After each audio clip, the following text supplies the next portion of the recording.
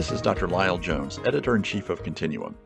This exclusive Continuum audio interview is available only to you, our subscribers. We hope you enjoy it. Thank you for listening.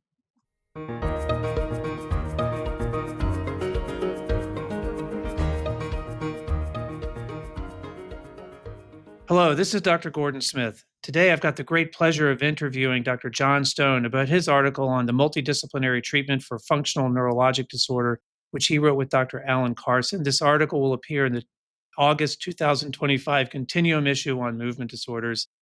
I will say, John, that as a Continuum audio interviewer, I usually take the interviews that come my way, and I'm happy about it. I learn something every time. They're all a lot of fun. But there have been two instances where I go out and actively seek to interview someone, and you are one of them. So I'm super excited that they allowed me to talk with you today. For those of our listeners who understand or familiar with FND, Dr. Stone is a true luminary and a leader in this, both in clinical care and research. He's also a true humanist, and I have a bit of a bias here, but he was the first awardee of the Ted Burns Humanism in Neurology Award, which is a real honor and reflective of your great work. So welcome to the podcast, John. Maybe you can introduce yourself to our audience. Well, thank you so much, Gordon. It was such a pleasure to get that award, the Ted Burns Award, because Ted was such a great character. I think the spirit of his podcasts is seen in the spirit of these podcasts as well. So I'm a neurologist in Edinburgh, in Scotland. I'm from England originally. I'm very much a general neurologist still. I still work full-time. I do general neurology, acute neurology, and I do 2 FND clinics a week. I have a research group with Alan Carson, he mentioned, a very clinical research group. And we've been doing that for about 25 years. I really want to hear more about your clinical approach and how you run the clinic, but I wonder if it would be helpful for you to maybe provide a definition. What's the definition of a functional movement disorder? I mean, I think all of us see these patients, but it's actually nice to have a definition. You know, that's one of the hardest things to do. In any paper on FND, and I'm involved with the FND Society, and we're trying to get together a definition. It's very hard to get an overarching definition. But from a movement disorder point of view, I think you're looking at a disorder where there is an impairment of voluntary movement, where you can demonstrate that there is an automatic movement which is normal in the same movement. I mean, that's a very clumsy way of saying it. Ultimately, it's a disorder that's defined by the clinical features it has, a bit like saying, what is migraine, or what is MS? It's very hard to actually say that in a sentence, I think.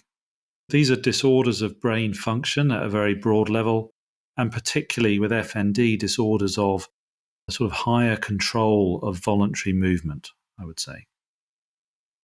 There's so many pearls in this article and others that you've written. One that I really like is that this isn't a diagnosis of exclusion, that this is an affirmative diagnosis that have clear diagnostic signs. And I wonder if you can talk a little bit about the diagnostic process arriving at an FND diagnosis for a patient. I think this is probably the most important sort of switch around in the last 15, 20 years since I've been involved. It's not new information. All of these diagnostic signs were well known in the 19th century, and in fact, many of them were described then as well, but they were kind of lost knowledge, so that by the time we got to the late 90s, this area, which was called conversion disorder then, it was written down. This is a diagnosis of exclusion that you make when you've ruled everything out. But in fact, we have lots of rule-in signs, which I hope most listeners are familiar with. So if you've got someone with a functional tremor, you would do a tremor entrainment test where you do rhythmic movements of your thumb and forefinger, ask the patient to copy them. It's very important that they copy rather than make their own movements, and see if their tremor stops briefly or perhaps entrains to the same rhythm that you're making, or perhaps they just can't make the movement. That might be one example. There's many examples for limb weakness and dystonia. There's a whole lot of stuff to learn there, basically, clinical skills. You make a really interesting point early on in your article about the importance of the neurological assessment as part of the treatment of the patient. I wonder if you could talk to our listeners about that. So I think, there's a perception that certainly there was a perception that the neurologist is there to make a diagnosis. When I was training, neurologist was there to tell the patient that they didn't have a kind of neurological problem and to go somewhere else. But in fact, that treatment process, when it goes well, I think begins from the moment you greet the patient in the waiting room, shake their hand, look at them. Things like asking the patient about all their symptoms, being the first doctor who's ever been interested in their horrendous exhaustion or their dizziness. Questions that many patients are aware that doctors often aren't very interested in. These are therapeutic opportunities, as well as just taking the history, that enable the patient to feel relaxed. They start to think, oh, this person's actually interested in me. They're more likely to listen to what you've got to say if they get that feeling off you. So I'd spend a lot of time going through physical symptoms. I go through time asking the patient what they do. And the patients will often tell you what they don't do. They say, oh, I used to do this. I used to go running. Okay, you need to know that. But what do they actually do? Because that's such valuable information for their treatment plan. If they list a whole lot of TV shows that they really enjoy, they're probably not depressed. So that's kind of useful information. I also spend a lot of time talking to them about what they think's wrong. Be careful of that. It can annoy patients, Well, I've come to you because you're going to tell me what's wrong. But what sort of ideas had you had about what was wrong? I need to know so that I can deal with those ideas that you've had. Is there a particular reason that you're in my clinic today? Were you sent here? Was it your idea? Are there particular treatments that you think would really help you? These all set the scene for what's going to come later in terms of your explanation. And more importantly, your triaging of the patient. Is this somebody where it's the right time to be embarking on treatment? Which is a question we don't always ask ourselves, I think. That's a really great point and kind of segues to my next question, which is you talked a little bit about this, right? Generally speaking, we have come up with this as a likely diagnosis earlier, midway through the encounter. And you talked a little bit about how to frame the encounter, knowing what's coming up. And then what's coming up is sharing with the patient our opinion. In your article, you point out that it should be no different than telling someone they have Parkinson's disease, for instance. What pearls do you have and what pitfalls do you have in how to give the diagnosis? So, a lot of us really weren't trained to do this. What's the right way and what are the most common landmines that folks step on when they're trying to share this information with patients? I've been thinking about this for a long time, and I've come to the conclusion that all we need to do with this disorder is stop being weird.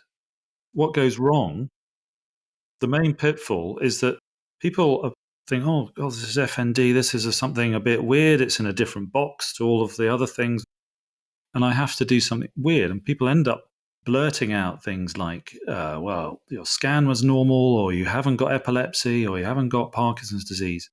That's not what you normally do. It's weird. What you normally do is you take a deep breath and you say, I'm sorry to tell you, you've got Parkinson's disease, or you have this type of dystonia. That's what you normally say. If you follow the normal, what goes wrong is that people don't follow the normal rules. The patient picks up on this. What's going on here? This doctor's telling me what I don't have. And then they're starting to talk about some reason why I've got this, like stress, even though haven't been told what it is yet. You do the normal rules, give it a name that you're comfortable with, preferably as specific as possible, functional tremor, functional dystonia, and then do what you normally do, which is explain to the patient why you think it's this. So if someone's got Parkinson's, you say, I think you've got Parkinson's because I noticed that you're walking very slowly and you've got a tremor, and these are typical features of Parkinson's. So you're talking about the features. This is where I think it's the most useful thing that you can do. And the thing that I do when it goes really well and it's gone badly somewhere else, the thing I probably do best, what was most useful, is showing the patient their signs. I don't know if you do that, Gordon, but it's maybe not something that we're used to doing. Well, maybe you can talk more about that and maybe perhaps give an example. Talk about how that impacts treatment. I was really impressed about the approach to physical therapy and treatment of patients really leverages the physical examination findings that we're all well trained to look for. So maybe explore that a little bit. Yeah, I think absolutely it does. And I think we've been evolving these thoughts over the last 10 or 15 years. But I started, maybe about 20 years ago, starting to show people their tremor entrainment tests or their Hoover sign, for example. If you don't know Hoover sign, weakness of hip extension that comes back to normal when the person's flexing their normal leg, their normal hip. These are sort of diagnostic tricks that we had. When I started writing articles about FND, various senior neurologists said to me, "Are you sure you should write this stuff down? Patients will find out." I wrote an article with Mark Edwards called Trick or Treat in Neurology about 15 years ago to say that actually, although they might seem like tricks, there really are treats for patients because you're bringing the diagnosis into the clinic room. It's not about the normal scan. You can have FND and MS. It's not about the normal scan. It's about what you're seeing in front of you. If you show that patient, yes, you can't move your leg. The more you try, the worse it gets. I can see that. But look, lift up your other leg. Let me show you. Can you see now how strong your leg is? It's such a powerful way of communicating to the patient what's wrong with them diagnostically, giving them that confidence. What it's also doing is showing them the potential for improvement. It's giving them some hope, which they badly need. And as we'll perhaps talk about, the physio treatment uses that as well, because we have to use a different kind of physio for many forms of functional movement disorder, which relies on just glimpsing these little moments of normal function and promoting them, promoting the automatic movement, squashing down that abnormal pattern of voluntary movement that people have got with FND. So maybe we can talk about that now. I've got a bunch of other questions to ask you about mechanism and stuff, but let's talk about the approach to physical therapy because it's such a good lead in. And I always worry that our physical therapists aren't knowledgeable about this. So maybe some examples. You have some really great ones in the article. And then words of wisdom for us as we're engaging physical therapists who may not be familiar with F&D, how to kind of build that competency and relationship with the therapist with whom you work. Some of the stuff is the same. Some of the rehabilitation ideas are similar, thinking about boom and bust activity, which is very common in these patients, or grading activity. That's similar, but some of them are really different. So if you have a patient with a stroke, the physiotherapist might be very used to getting that person to think and look at their leg to try and help them move, which is part of their rehabilitation. In FND, that makes things worse. That's what's happening in Hoover sign and tremor entrainment sign. Attention towards the limb is making it worse. But if the patient's on board with the diagnosis and understands it, they'll also see what you need to do then in the physio is actively use distraction in a very transparent way and say to the patient, look, I think if I get you to do that movement and I'll film you, I think your movement's going to look better. Wouldn't that be great if we could demonstrate that? And the patient says, yeah, that would be great. We're kind of actively using distraction. We're doing things that would seem a bit strange for someone with other forms of movement disorder. So there are patients, for example, with functional gait disorders who you discover can jog quite well on a treadmill. In fact, that's another diagnostic test. Or they can walk backwards. Or they can dance or pretend that they're ice skating and they have much more fluid movements because their ice skating program in their brain is not corrupted, but their normal walking program is. So can you then turn ice skating or jogging into normal walking? It's not that complicated, I think. The basic ideas are pretty simple, but it does require some creativity from whoever's doing the therapy because you have to use what the patient's into. So if the patient used to be a dancer, we had a patient who she was really into ballet dancing. Her ballet was great, but her walking was terrible. So they used ballet to help her walk again. And that's incredibly satisfying for the therapist as well. So if you have a therapist who's not sure, there are consensus recommendations, there are videos. One really good success often makes a therapist want to do that again and think, oh, that's interesting. I really helped that patient get better.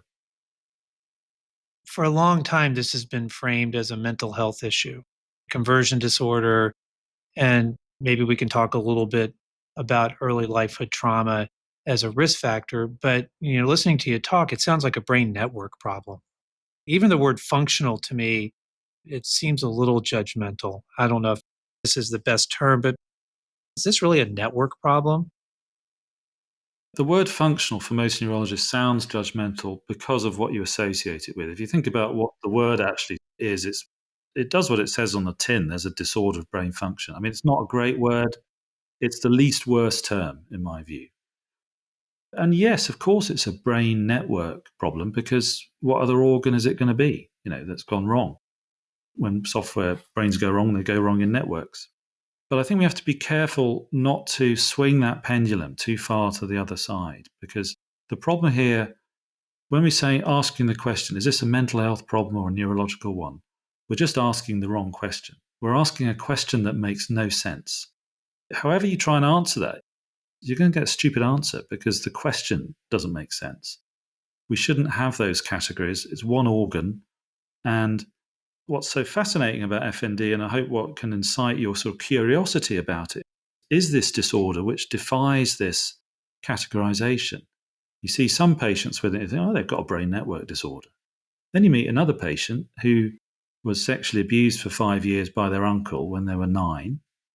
Between 9 and 14, they developed an incredibly strong dissociative threat response with that experience. They have crippling anxiety, PTSD, interpersonal problems.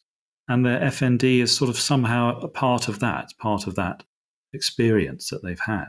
So to ignore that or to deny or dismiss psychiatric aspects is just as bad and just as much a mistake as to dismiss the kind of neurological aspects as well. I wonder if this would be a good time to go back and talk a little bit about a concept that I found really interesting, and that is FND as a prodromal syndrome before a different neurological problem. So, for instance, FND prodromal to Parkinson's disease. Can you talk to us a little bit about that? I mean, obviously, I was familiar with the fact that patients who have non epileptic seizure like events often have epileptic seizures, but the idea of FND ahead of Parkinson's was new to me. So this is definitely a thing that happens. It's interesting because previously, perhaps, if you saw someone who was referred with a functional tremor, and this has happened to me and my colleagues, they send me someone with a functional tremor. By the time I see them, it's obvious they've got Parkinson's because it's been a little gap. But it turns out that the diagnosis of functional tremor was wrong. It was just that they had developed that in the prodrome of Parkinson's disease. And if you think about it, it's what you'd expect, really, especially with Parkinson's disease. We know people develop anxiety in the prodrome of Parkinson's for 10, 15 years before it's part of the prodrome. Anxiety is a very strong risk factor for FND, and they're already developing abnormalities in their brain that predisposing them to tremor. So you put those two things together, why wouldn't people get FND?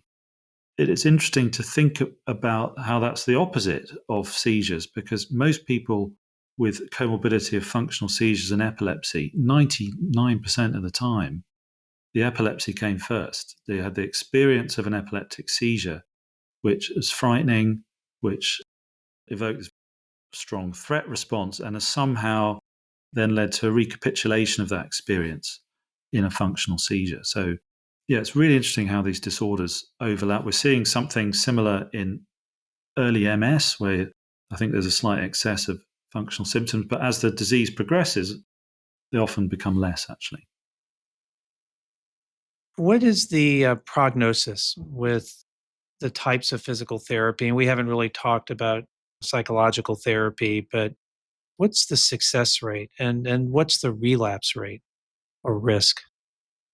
Well, it does depend who they're seeing, because I think, as you said, you're finding difficult to get people in your institution who you feel are comfortable with this. Well, that's a real problem. You want your therapist to know about this condition, so that matters. But I think with a team, with a multidisciplinary approach, which might include psychological therapy, physio, OT, I think the message is you can get really good outcomes.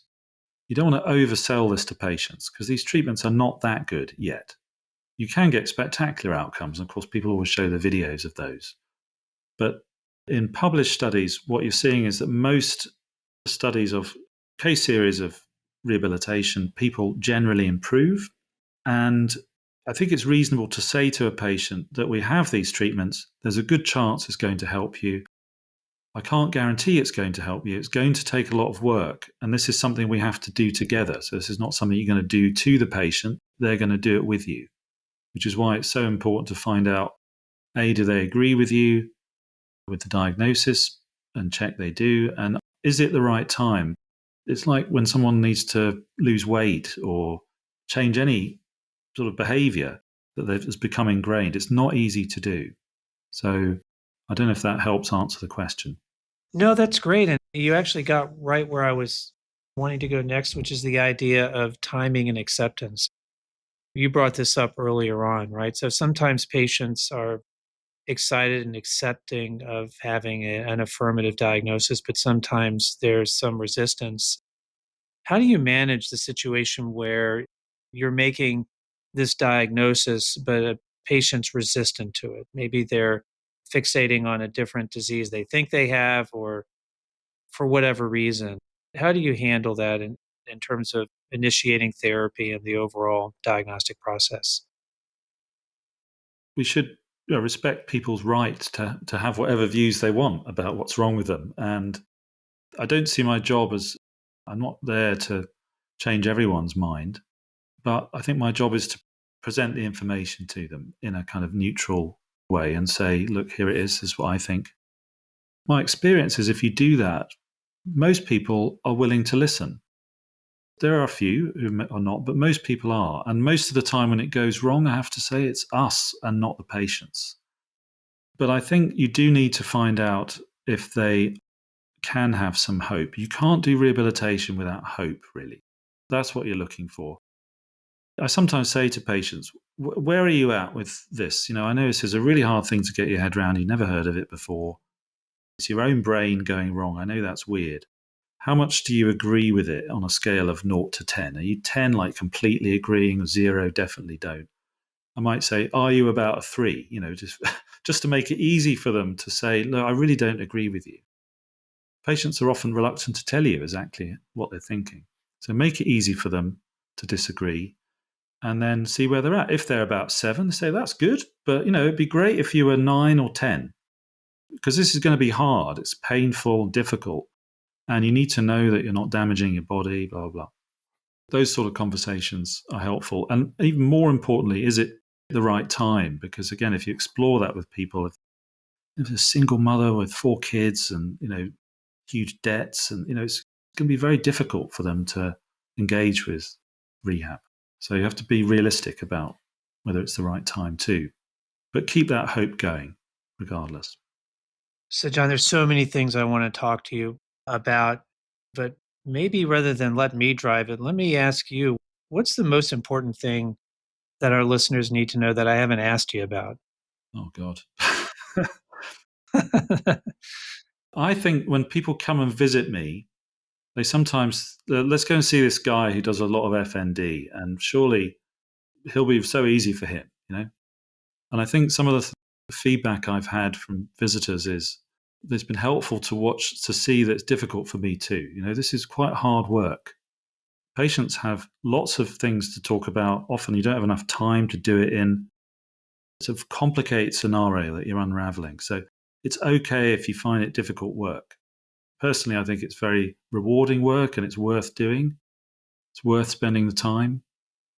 I think you only need to have a few patients where they've improved, and sometimes that encounter with the neurologist made a huge difference.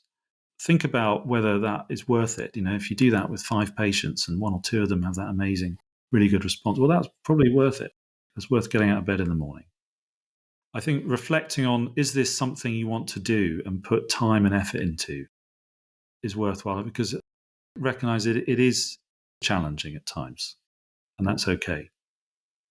That's a great number needed to treat, 5 or 6. Exactly. I think it's Yeah. probably less than that, but I was being, You're being conservative. being deliberately pessimistic, but I think it's more like 2 or 3, yeah. Let me ask one other question. There's so much more for our listeners in the article. This should be required reading, in my opinion. I think that of most Continuum, but this I really truly mean it. But I think you've probably inspired a lot of listeners, right? What's the next step? We have a general or comprehensive neurologist working in a community practice who's inspired and wants to engage in the proactive care of the F&D patients they see. What's the next step or advice you have for them as they embark on this? It strikes me like, and I think you said this in the article, it's hard work and it's hard to do by yourself. So, what's the advice for someone to kind of get started? Yeah, find some friends pretty quick. So, yeah, your own enthusiasm can take you a long way, especially we've got much better resources than we had, but it can only take you so far. It's really particularly important, I think, to find somebody, psychiatrist or psychologist, you can share patients with and have help with. In Edinburgh, that's been very important that I've done all this work with the neuropsychiatrist, Alan Carson. It might be difficult to do that, but just find someone, send them an easy patient, talk to them, teach them some of this stuff about how to manage FND. It turns out it's not that different to what they're already doing. The management of functional seizures, for example, or episodic functional movement disorders, is very close to managing panic disorder in terms of the principles. If you know a bit about that, you can encourage people around you. And then therapists just love seeing these patients. So, yeah, you can build up slowly, but don't try not to do it all on your own, I would say. There's a risk of burnout there. Well, Dr. Stone, thank you. You don't disappoint. This has really been a fantastic conversation. I really very much appreciate it. That's great, Gordon. Thanks so much for your time. Yeah. Well, listeners, again, today I've had the great pleasure of interviewing Dr. Jon Stone about his article on the multidisciplinary treatment for functional neurologic disorder, which he wrote with Dr. Alan Carson. This article appears in the August 2025 Continuum issue on movement disorders. Please be sure to check out Continuum audio episodes from this and other issues. And listeners, thank you once again for joining us today.